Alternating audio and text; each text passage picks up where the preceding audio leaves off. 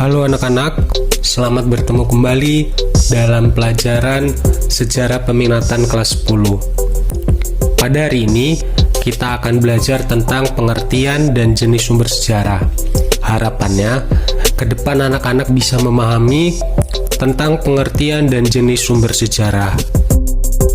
Sebelum kita belajar lebih jauh, apakah anak-anak ada yang sudah tahu apa itu sumber sejarah? Ya, baik.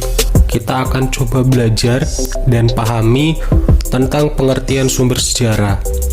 Menurut para ahli, yang pertama dari Muhammad Ali, dia mengatakan bahwa sumber sejarah adalah segala sesuatu yang berwujud dan tidak berwujud, serta berguna bagi penelitian sejarah, baik itu sejak zaman purba hingga masa sekarang.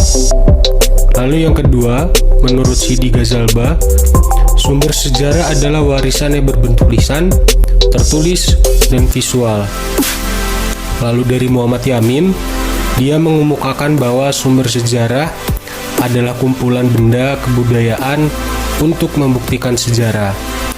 Jadi dapat disimpulkan, sumber sejarah adalah rekam jejak tentang aktivitas manusia di masa lalu yang berisi fakta dan dapat menjadi informasi yang mendukung fakta untuk memperoleh kebenaran sejarah.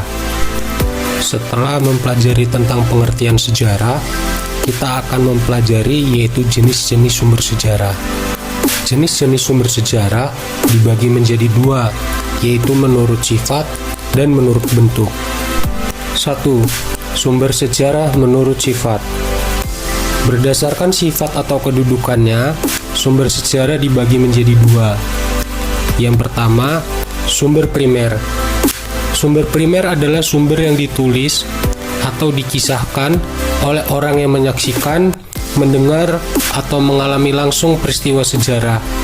Sumber primer juga bisa berupa alat mekanis, dokumen-dokumen, naskah, perjanjian, arsip, dan surat kabar yang dibuat pada zaman peristiwa sejarah tersebut. Lalu yang kedua, sumber sekunder. Sumber sekunder adalah sumber yang didapat dari orang yang mendengar peristiwa sejarah dari orang lain. Atau dengan kata lain, sumber sekunder adalah kesaksian dari orang yang tidak secara langsung terlibat atau hadir pada peristiwa yang dikisahkan. Sumber tangan kedua ini bisa berwujud tulisan, lisan, audiovisual yang tidak sejaman dengan peristiwa sejarah tersebut.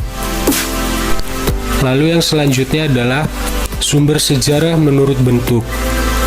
Berdasarkan bentuknya, sumber sejarah dibagi menjadi tiga. Yang pertama, sumber tulisan. Sumber tulisan adalah sumber berbentuk tulisan yang di dalamnya terdapat informasi sejarah. Atau dengan kata lain, sumber sejarah dalam bentuk tulisan. Contoh sumber ini ialah prasasti, naskah, buku, arsip, dan koran. Yang kedua adalah sumber lisan.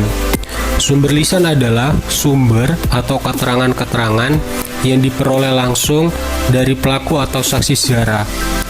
Selain kesaksian para pelaku sejarah, contoh lain sumber lisan yaitu legenda ataupun tradisi sejarah yang berkembang dalam masyarakat.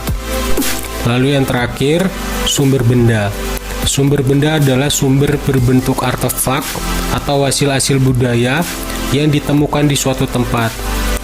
Contoh-contoh dari sumber benda ialah peralatan-peralatan, foto, serta bangunan-bangunan peninggalan sejarah. Baik anak-anak, mungkin itu pelajaran yang kita dapatkan untuk hari ini tentang pengertian sejarah dan sumber-sumber sejarah. Terima kasih.